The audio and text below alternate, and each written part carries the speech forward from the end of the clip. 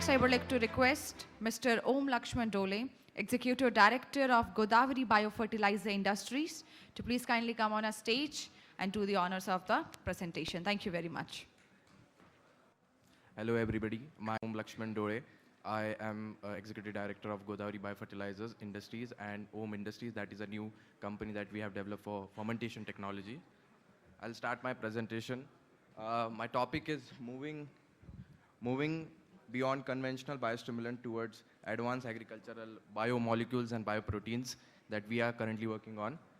So this is the introduction of Godavari Biofertilizer industry. We are the agri-biotech company. We started our R&D in 2010 by Dr. Laxman Dole, which is a founding member of the company and a technical director of the company also. We are the fermentation-driven and mycorrhiza cultivating company. We do root organ culture also at the same facility. It was started commercially in 2013 by Dr. Laxman Dole, Mr. Shashikant Shetty, and Mr. Arun Khairnar. We do microbial fermentation of bacterial fermentation, sporulating organism, and some of the non-sporulating organism also. Beside that, we do fungal fermentation, which is a solid-state fermentation we do for Trichoderma species and all that. And we also do liquid submerged fermentation. Beside that, we also do large-scale mycorrhiza production, which is a root organ culture technology that was learned by my father, and he was one of the first person in Maharashtra who commercialized it in India. This is our new company. It started in 2023. It is a home industry microbial innovation. This is a CDMO company just for fermentation technologies and fermentation-derived bioproducts.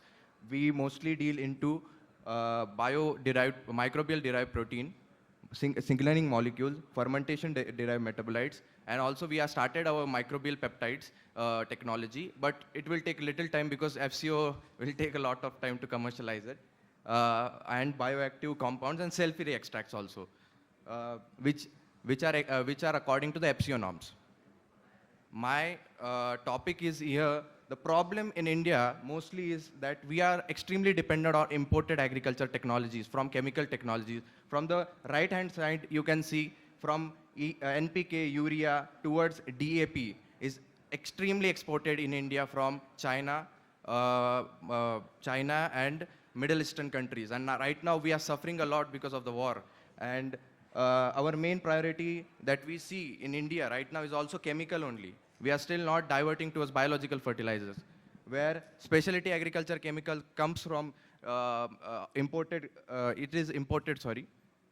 advanced microbial inputs. And the major challenges are supply chain instability that we are currently seeing. In coming few months, we will see the extreme depletion of urea because we are extremely suffering in the war problem. And the technology dependency. India is still not extremely dependent on outside technology, and we are not developing our own technology. We are extremely dependent on imported microbial products also still. And slowly, we are also getting dependent on biostimulant, plant signaling molecule, microbial protein, and all the products that are coming in the FCO from the outside of this country.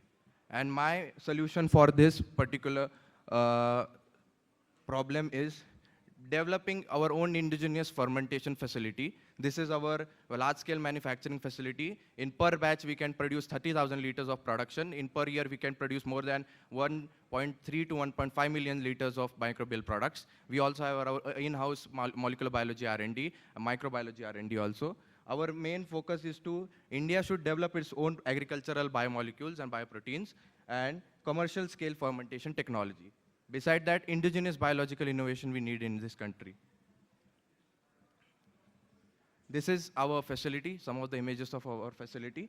We mostly focus on microbially derived proteins, also microbial peptides that I talked about, and biological signaling molecules that we are currently under developing the technology. And fermentation-based project that bacillus and sporulating, non-sporulating organisms, liquid, powder, spray dried. Also, we are working with lyophilized cultures also. But due to the cost problem and the Indian market is still does not understand the difference between freeze-dried and spray-dried product, it will take little time to commercialization. So our objective is to build indigenous biotechnology platform and commercial scale fermentation capabilities for the next generation agriculture inputs in India. So we have developed 3 products currently. according to the FCO norms. This is herpin alpha beta protein. This is derived from it is a microbially derived protein.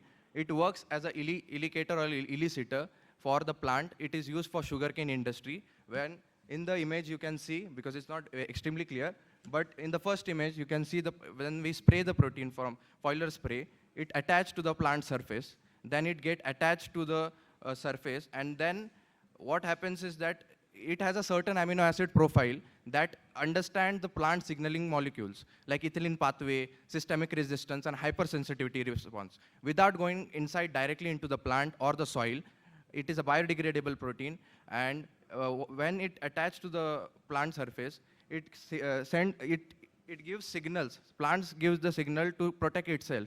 If it is contaminated by any fungal problem, without being an anti-fungicide also, plants recover itself directly in few days, like 15 to 20 days or 25 days. Because it has a certain amino acid profile, that's why. And the second thing is that it is a very ultra low dose protein, because in the formulation for 1 hectare, like 2.5 acres, you will use only 100 grams of formulated product. Only 1% is the protein, active ingredient in it. But technically, for 1 acre is like 500 mg or 700 mg. Or for 1 hectare is 1 gram only in the formulation. And others are the filler material. This is something that it is new for this country also. We also develop polyglutamic acid. It is also used in Korean cosmetic beauty product, but in the other countries like China, USA, and Brazil, they are using this as a carrier for biostimulant. So they use this for for the bacillus spore, for the carrier for the plant also, and it works as a water holding agent. We already know the hydrogel is also there. It's a chemically derived product, but because of the hydrogel, the water is holded a lot, and plant cannot digest that much water. This is a biodegradable biopolymer, and it is very well known in the industry of cosmetic. Now it is coming in Indian FCO also. We have developed it. It is a 2.7%, like 3% polyglutamic protein, biopolymer in it. Our objective is to establish indigenous YPGA production, gamma PGA production for fermentation facility in India, because we are extremely dependent on Chinese imports. This product comes from China in India. People say they make it, but mostly nobody makes it. Secondly, we have made cell-free extract, Saccharomyces cerevisiae 75%. So we already know that Saccharomyces cerevisiae is very rich in proteins and peptides and certain vitamins also. We have extracted it by the hydrolysis process after fermentation and this is used as a microbially derived amino acid. This is used for chili and soybean product. We are currently working on lipocytooligosaccharidehyde. It's a signaling molecule derived from rhizosphere organism like rhizobium, but due to rhizobium content, because it's a very minute quantity type signaling molecule, it works for nodulation factor. It is a nodulation factor because of the nod gene it has presence in the soil. When the plant sends a chemical signal to the rhizosphere, the organism actively produce the LCO, and LCO get binded to the plant root hair, and it creates a region to penetrate the organism into the plant to form nodulation. It's a very expensive and very less commercialized product because it produced in a very minute quantity. Like for 1 acre, it will go not more than 19 to 20 nanogram or something. So it's very hard to produce. So we are working on it. We are making it from fermentation technology because we are heavily dependent on converting it from chitosan, which is very hard to convert, and it's not bio-sustainable also because we derived from shrimp cells. This is our facility, and yeah, this is my first agriculture conference also. Thank you very much for such a great presentation. I would like to request Dr. Rajiv Dwivedi sir to please kindly come on a stage and do the honors of our felicitation our guest. Thank you very much.